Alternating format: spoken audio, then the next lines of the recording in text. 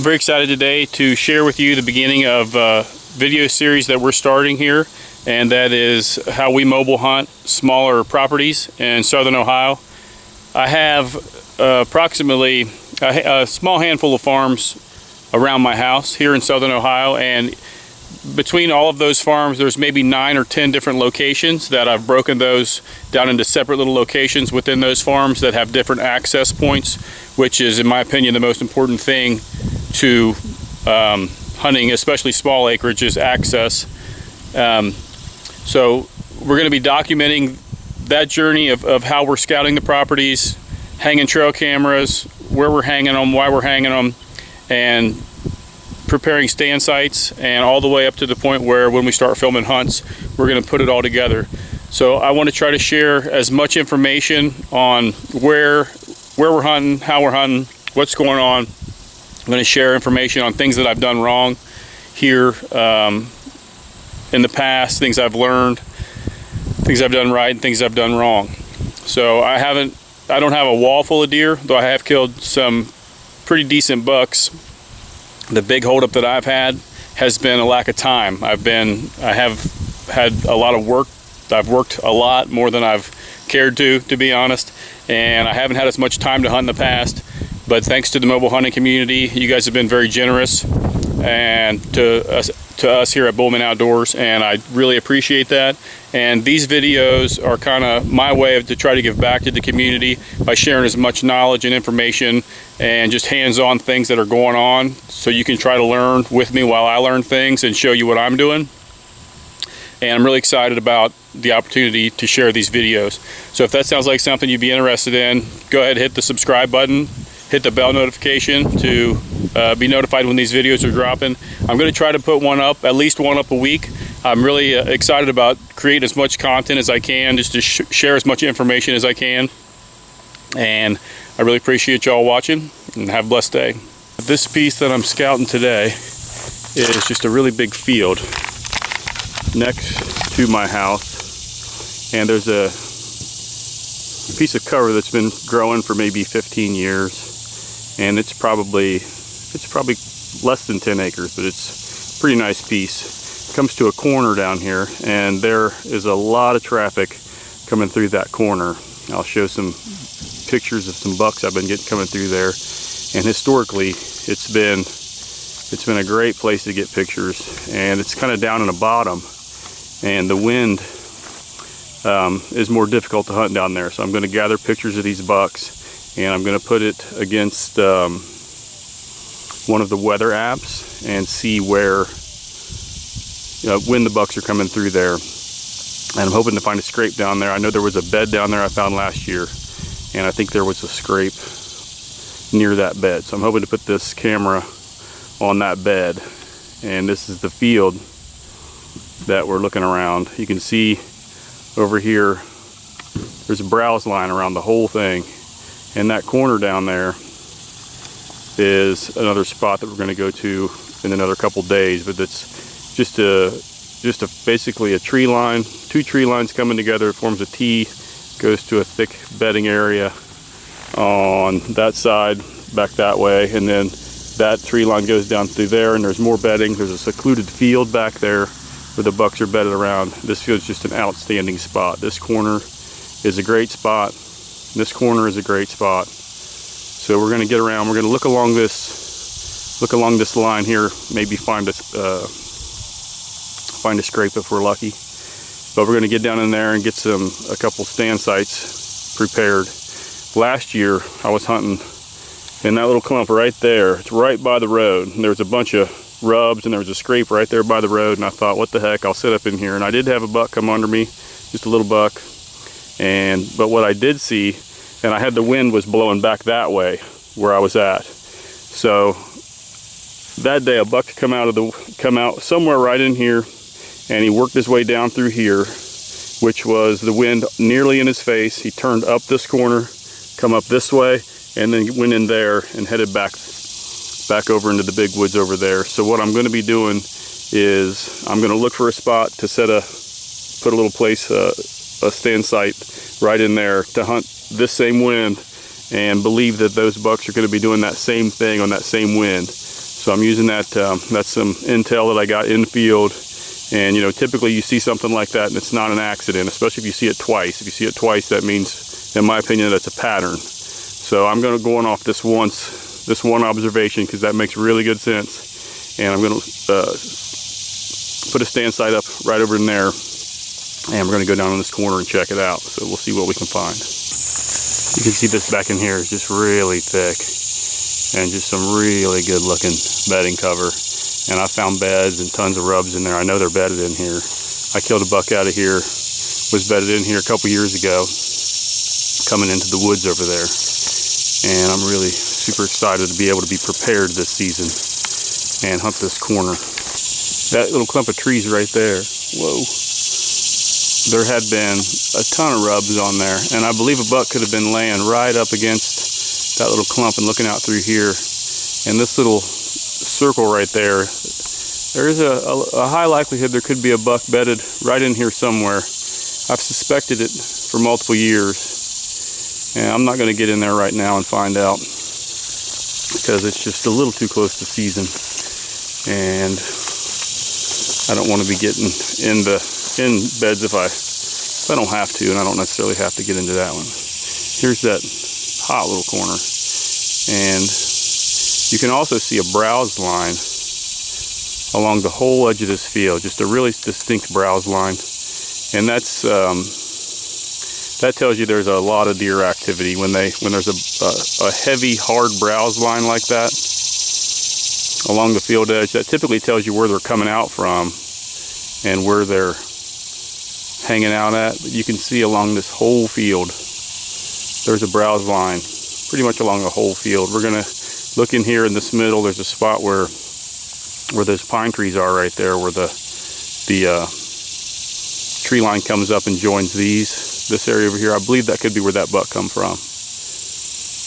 But we're gonna check this corner out here. I'm gonna look for anywhere right in here, maybe one of these trees here. This clump looks a little thick, so we're probably not gonna make that happen. But I wanna go over here. I'm gonna move this camera first and see. I'm gonna have a camera this little corner. These bucks are coming through here, and I believe getting into this field and eating this clover. There's a little bit of clover in this field and some new grass, and I'm getting a lot of pictures coming through this corner going into that other field. So I'm going to move that camera, the cell camera, to shoot into this corner, because I believe they could be moving through on this side of the woods going into this thicket, and I'm not catching that. So I'm going to move that cell camera shooting on this side. I'm going to set up another one on the other side, catching video on the other side, and I want to get the whole movement on both sides of this fence line.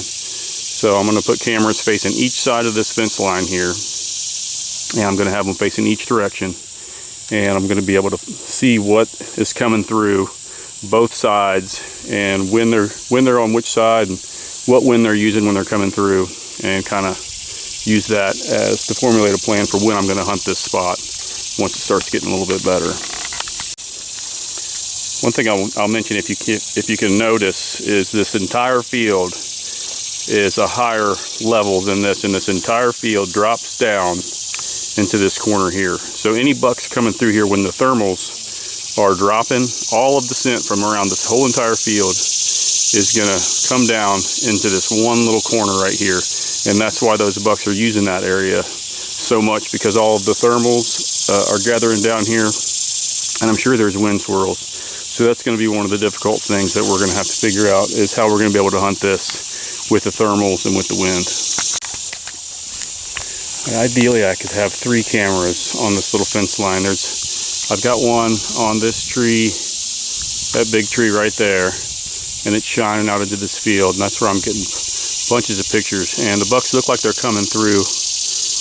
Look like they're either coming through this trail here, or they're coming through and going down this tree line here. So I've got either one of these trails covered, but there is also trails that are on the back side of this tree line coming through here and going down into this area. So there's traffic coming through here for sure, but there's also traffic coming through this field and going back through that way. there's a couple different trails. You can see this trail here coming through that way also. But then there's trails, multiple trails going in through that way, through there, and through there, coming from out into this field. So I guess I have one camera left. I would like to have two. I could put one looking on the inside of this tree line, catching this here, and anything coming through here, I could put it up in there, shining down into that little spot there. And then I'd also like to have one looking at this spot right here. So I have to pick one, and that's kind of where I'm at right now. Okay, I guess I'm going to put my camera over here to catch the deer coming out of this clover and going up into this bedding area. And I'm going to put it over there simply because I'm also going to prepare a stand location there so I can pull the card when I come to my stand. And one thing I am going to prepare for is for that movement back in through here. So I'm going to get a few of these limbs out. I might take that one out, take a couple of these limbs out up in here on this tree so I can have a shot a little further back in here, because that distance right there is less than 20 yards. So I'm going to have to make certain that I have a shooting window back into this whole area, because I believe there's going to be movement back through there. You can see where they're crossing this stream right here, and there's one trail that goes up and crosses right in front of the camera, and there are also a couple trails that go up and go behind the camera. So that's kind of, this would be a spot where I'd like to have, you know, one on each side of here, and then also one up there a little ways, getting them coming in over there as well. But I only have two cameras. We don't have unlimited resources, so I have more cameras, but I have a lot of other spots. I'm going to try to do the same thing here too. So about two per spot is what we're getting. And we're going to pull our SD card since we're already here and smelling up the place. And we're going to trim a few of these, a little bit of this grass out of here. This little guy right here, this little fella right here, and his little buddy right there have wreaked havoc on my pictures. There was a big old buck standing right over in there. Couldn't quite see what he was because of that little dude right there reflecting light. So we're going to get these out of here. Trim a little bit of this grass up, not too much because we don't want to booger the whole place up. Definitely these little bushes. All right, I hunted this spot a couple times last year, and I hunted out of this same tree. It's absolutely covered in poison ivy, big vines of it. It was really difficult to climb because it's big, thick vines of poison ivy. So that's going to be my mission today, is get this poison ivy out of this tree so I can get up in here, and I'm going to set my camera on the same tree because it's in a good little spot.